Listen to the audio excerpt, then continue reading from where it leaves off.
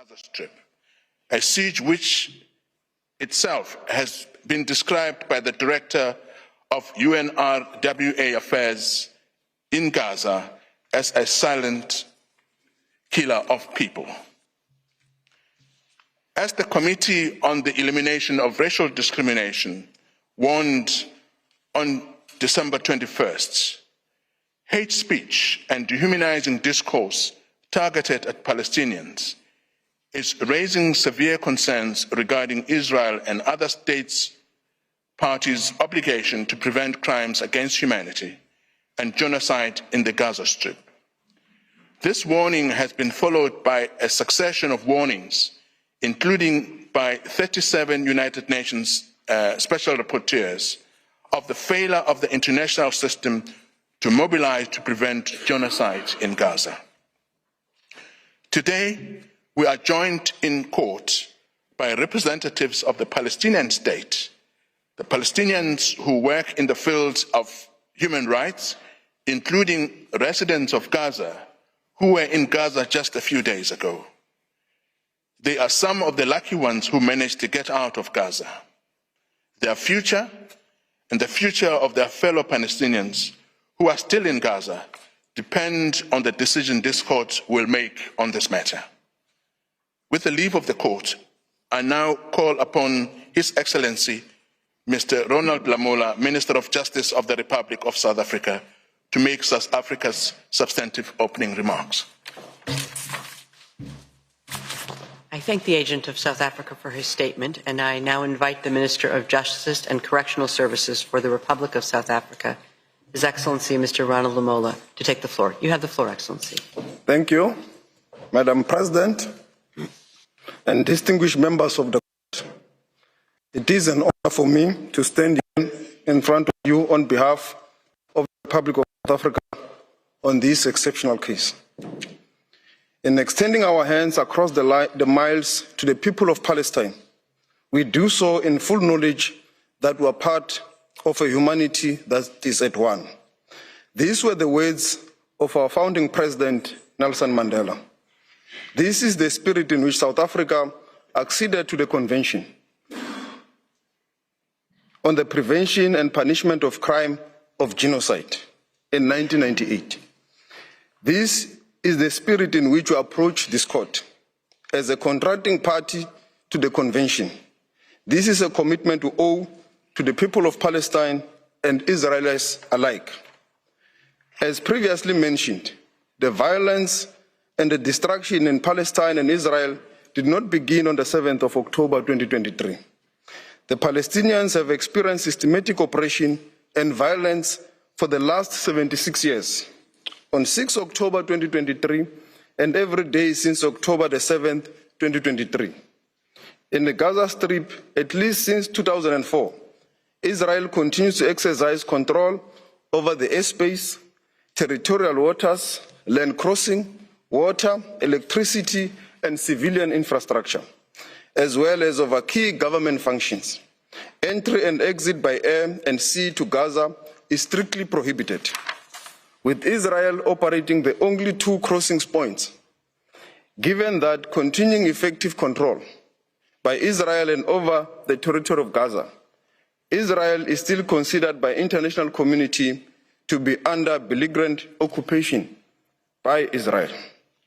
South Africa unequivocally condemned the targeting of civilians by Hamas and other Palestinian armed groups and the taking of hostages on the 7th of October 2023, and has again expressly recorded this condemnation, mostly recently in its note verbal to Israel on the 21st of December 2023.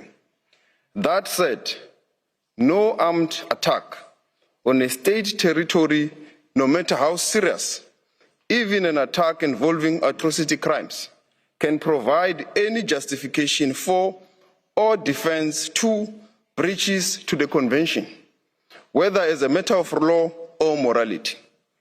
Israel's response to the 7th of October 2023 attack has crossed this line and give rise to the breaches of the Convention.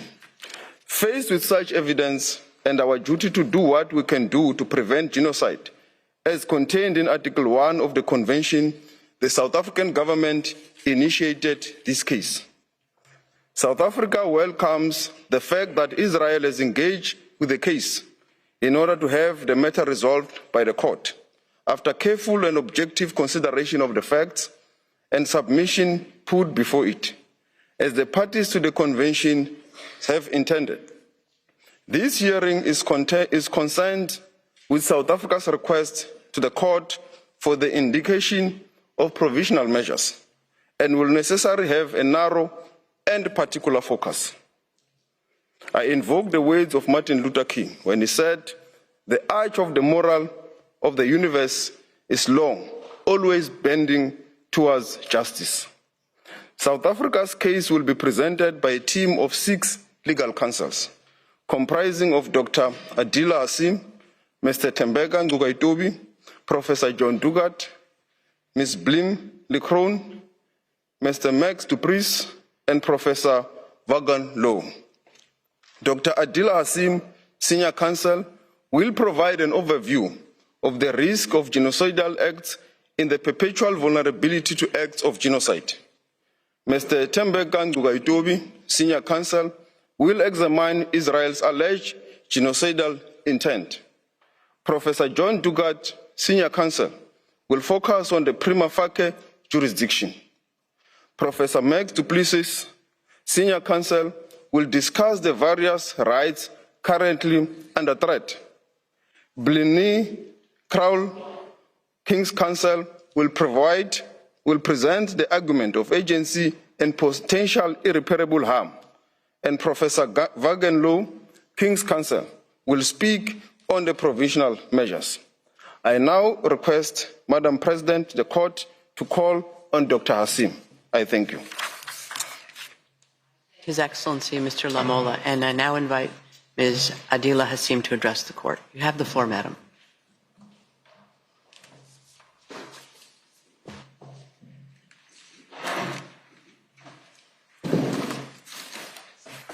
Thank you. Madam President, distinguished members of the court, it is a privilege to appear on behalf of the Republic of South Africa in this case of exceptional importance.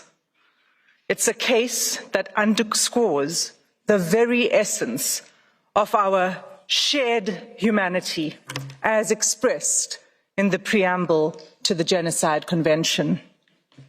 It's my task to address the court on the genocidal acts that have led to this urgent request for provisional measures under Article 41 of the Statute of the Court.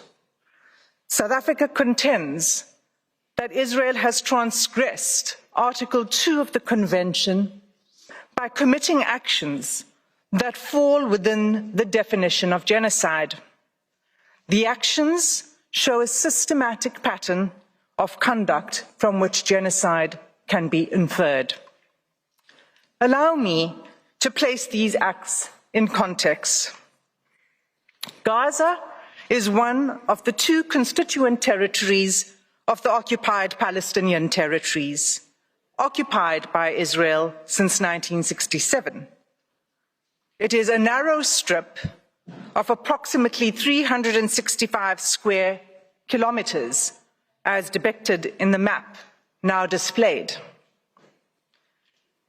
Israel continues to exercise control over the space, territorial waters, land crossings, water, electricity, electromagnetic sphere, and civilian infrastructure in Gaza, as well as over key governmental functions.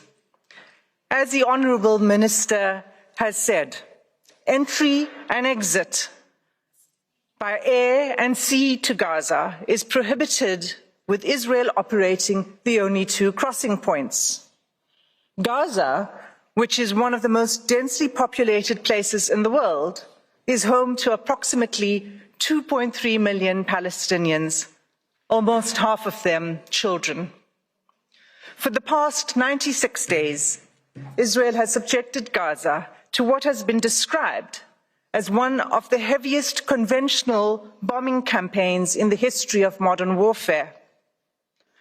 Palestinians in Gaza are being killed by Israeli weaponry and bombs from air, land, and sea. They are also at immediate risk of death by starvation, dehydration, and disease as a result of the ongoing siege by Israel, the destruction of Palestinian towns, the insufficient aid being allowed through to the Palestinian population, and the impossibility of distributing this limited aid while bombs fall. This conduct renders essentials to life unobtainable. At this provisional measures stage, as this court has made clear in the Gambia-Myanmar case, it is not necessary for the court to come to a final view on the question of whether Israel's conduct constitutes genocide. It is necessary to establish only whether at least some of the acts alleged are capable of falling within the provisions of the Convention. On analysing the specific and ongoing genocidal acts complained of, it is clear that at least some, if not all of these acts, fall within the Convention's provisions. These acts are documented in detail in South Africa's application and confirmed by reliable, often UN sources. It's thus unnecessary and impossible for me to recount all of them.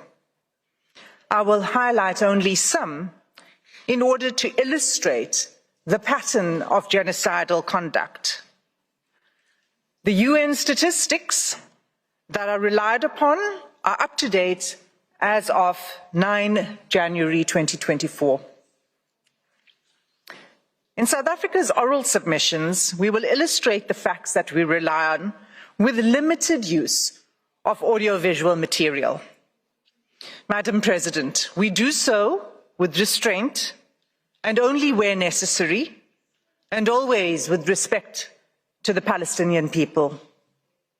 Against this background, I move now to demonstrate, in turn, how Israel's conduct violates Articles 2A, 2B, 2C, and 2D of the Convention.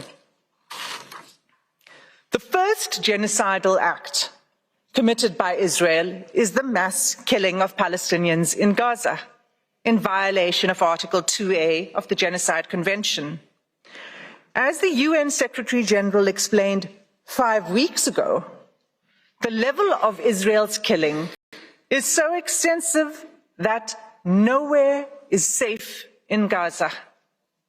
As I stand before you today, 23,210 Palestinians have been killed by Israeli forces during the sustained attacks over the last 3 months.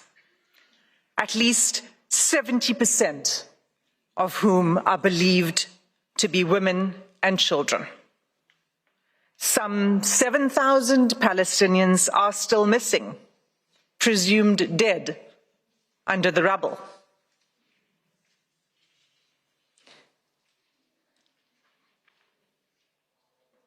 Palestinians in Gaza are subjected to relentless bombing wherever they go. They are killed in their homes, in places where they seek shelter, in hospitals, in schools, in mosques, in churches, and as they try to find food and water for their families. They have been killed if they failed to evacuate.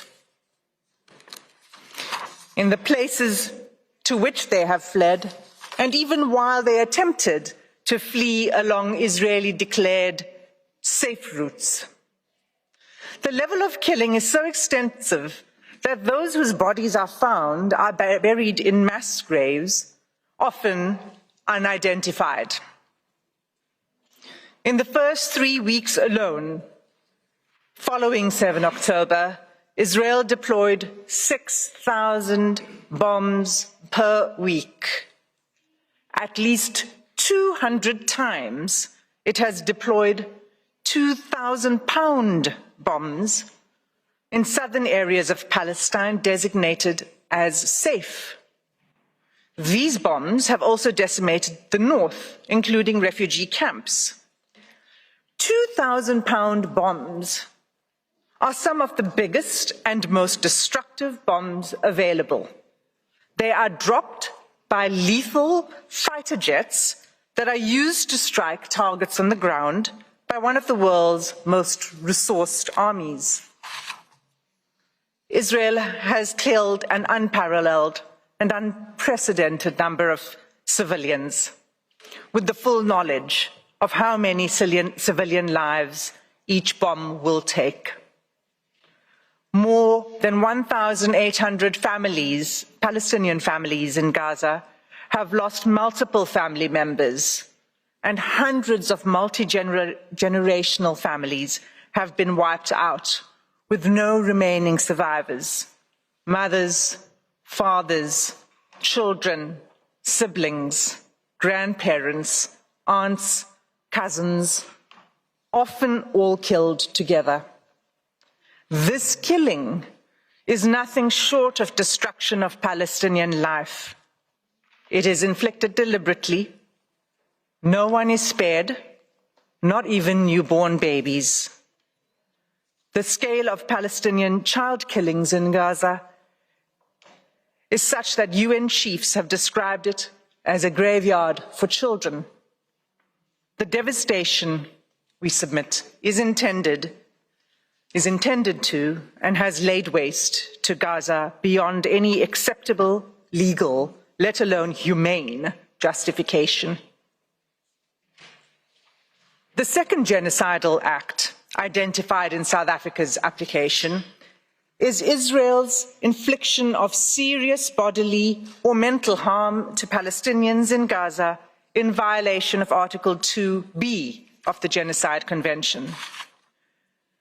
Israel's attacks have left close to 60,000 Palestinians wounded and maimed. Again, the majority of them women and children. This in circumstances where the healthcare system has all but collapsed. I'll return to this later in my speech.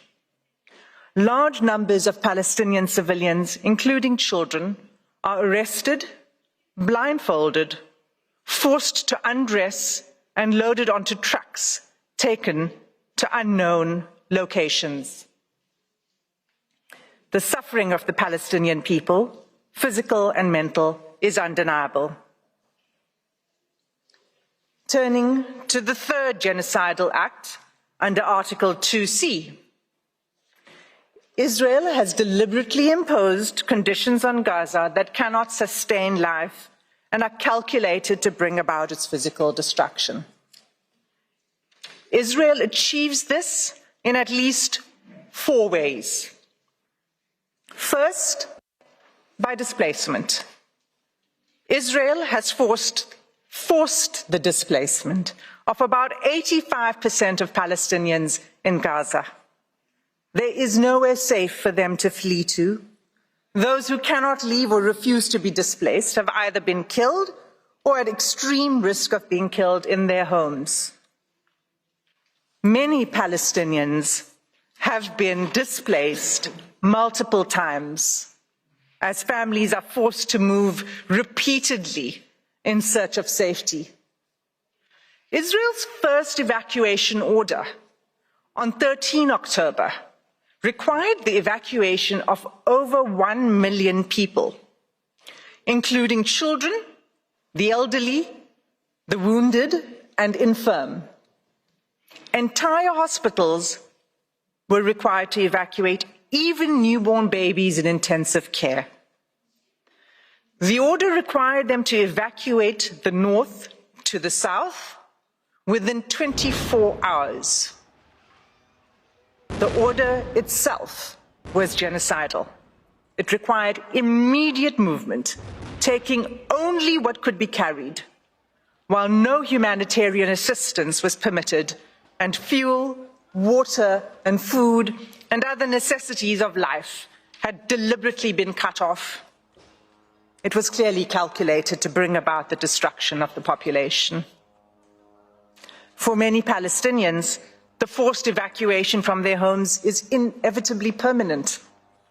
Israel has now damaged or destroyed an estimated 355,000 Palestinian homes, leaving at least 500,000 Palestinians with no home to return to.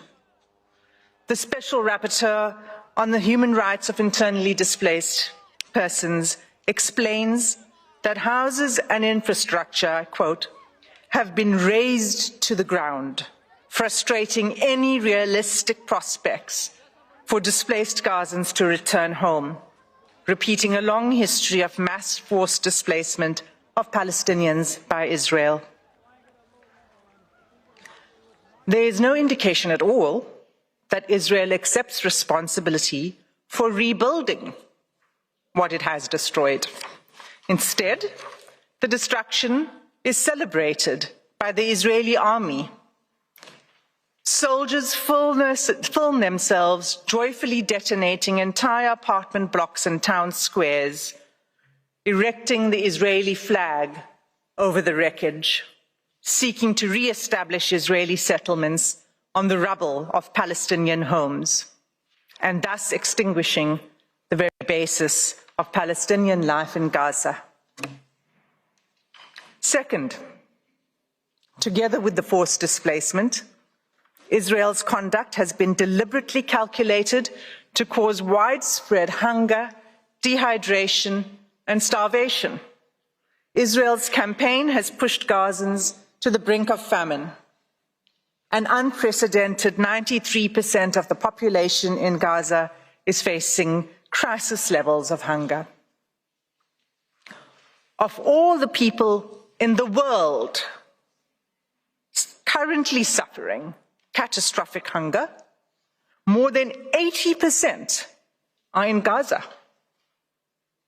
The situation is such that the experts are now predicting that more Palestinians in Gaza may die from starvation and disease than airstrikes.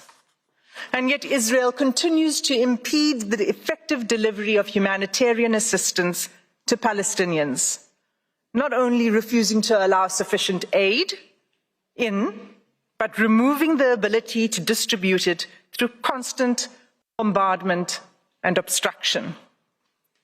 Just 3 days ago, on 8 January, a planned mission by UN agencies to deliver urgent medical supplies and vital fuel to a hospital and medical supply center was denied by Israeli authorities. This marked the 5th denial of a mission to the center since 26 December, leaving 5 hospitals in northern Gaza without access to life-saving medical supplies and equipment. Aid trucks that are allowed in are seized upon by the hungry. What is provided is simply not enough.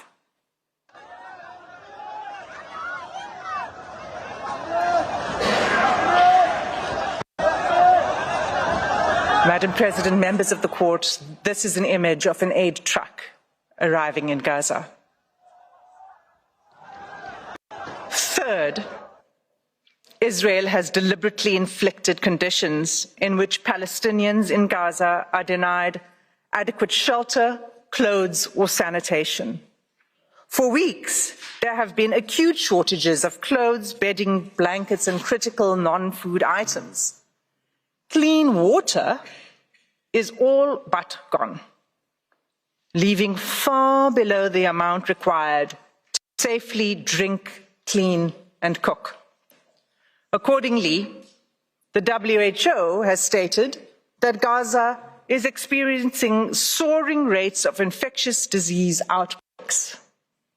Cases of diarrhea in children under 5 years of age have increased 2,000% since hostilities began. When combined and left untreated, malnutrition and disease create a deadly cycle. The fourth genocidal act under Article 2B is Israel's military assault on Gaza's healthcare system, which renders life unsustainable. Even by 7 December, the UN Special Rapporteur on the right to health noted that the healthcare of infrastructure in the Gaza Strip has been completely obliterated. Those wounded by Israel in Gaza are being deprived of life-saving medical care. Gaza's healthcare system, already crippled by years of blockade and prior attacks by Israel, is unable to cope with the sheer scale of the injuries. Finally, the UN Special Rapporteur on violence against women and girls has pointed to acts committed by Israel that would fall under the fourth category of genocidal acts in Article 2D of the Convention.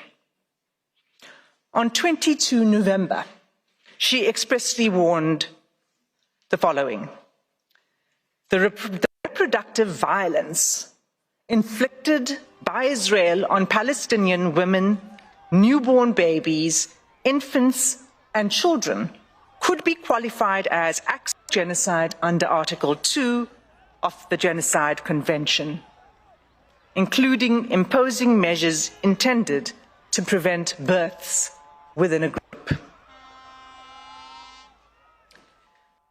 Israel is blocking the delivery of life-saving aid, including essential medical kits for delivering babies, in circumstances where an estimated 180 women are giving birth in Gaza each day.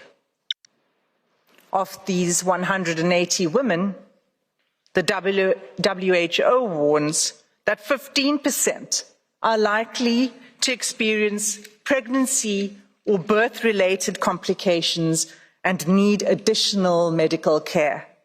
That care is simply not available.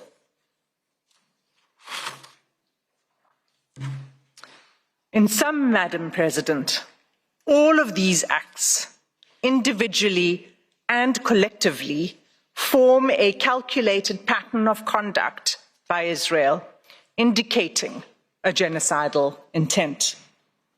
This intent is evident from Israel's conduct in specially targeting Palestinians living in Gaza, using weaponry that causes large-scale homicidal destruction, as well as targeted sniping of civilians, designating safe zones for Palestinians to seek refuge, and then bombing these, depriving Palestinians in Gaza of basic needs: food, water, healthcare, fuel, sanitation, and communications, destroying social infrastructure, homes, schools, mosques, churches, hospitals, and killing, seriously injuring, and leaving large numbers of children orphaned. Genocides are never declared in advance, but this court has the benefit of the past 13 weeks of evidence that shows incontrovertibly a pattern of conduct and related intention that justifies a plausible claim of genocidal acts. In the Gambia-Myanmar case, this court did not hesitate to impose provisional measures in relation to allegations that Myanmar was committing genocidal acts against the Rohingya within the Rakhine state. The facts before the court today are sadly even more stark, and like the Gambia-Myanmar case, deserve and demand this court's intervention. Every day, there is mounting irreparable loss of life, property, dignity, and humanity for the Palestinian people. Our news feeds show graphic images of suffering that has become unbearable to watch. Nothing will stop the suffering except an order from this court. Without an indication of provisional measures, the atrocities will continue, with the Israeli Defense Force indicating that it intends pursuing this course of action for at least a year. In the words of the UN Under-Secretary General on 5 January 2024, I quote, "You think getting aid into Gaza is easy? Think again. 3 layers of inspections before trucks can even enter. Confusion and long queues. A growing list of rejected items. A crossing point meant for pedestrians, not trucks. Another crossing point where trucks have been blocked by desperate, hungry communities. A destroyed commercial sector. Constant bombardments, poor communications, damaged roads, convoys shot at, delays at checkpoints, a traumatized and exhausted population crammed into a smaller and smaller sliver of land, shelters which have long exceeded their full capacity, aid workers themselves displaced, killed. This is an impossible situation for the people of Gaza and for those trying to help them. The fighting must stop." Close quote. Madam President, members of the court, that concludes my section on the genocidal conduct of Israel. I thank you for your patient attention, and I ask that you call Advocate Nukaitobi to the podium to address the court on genocidal intent. I thank Ms. Hassim, and I now invite Mr. Tembeke Nukaitobi to address the court. You have the floor, sir.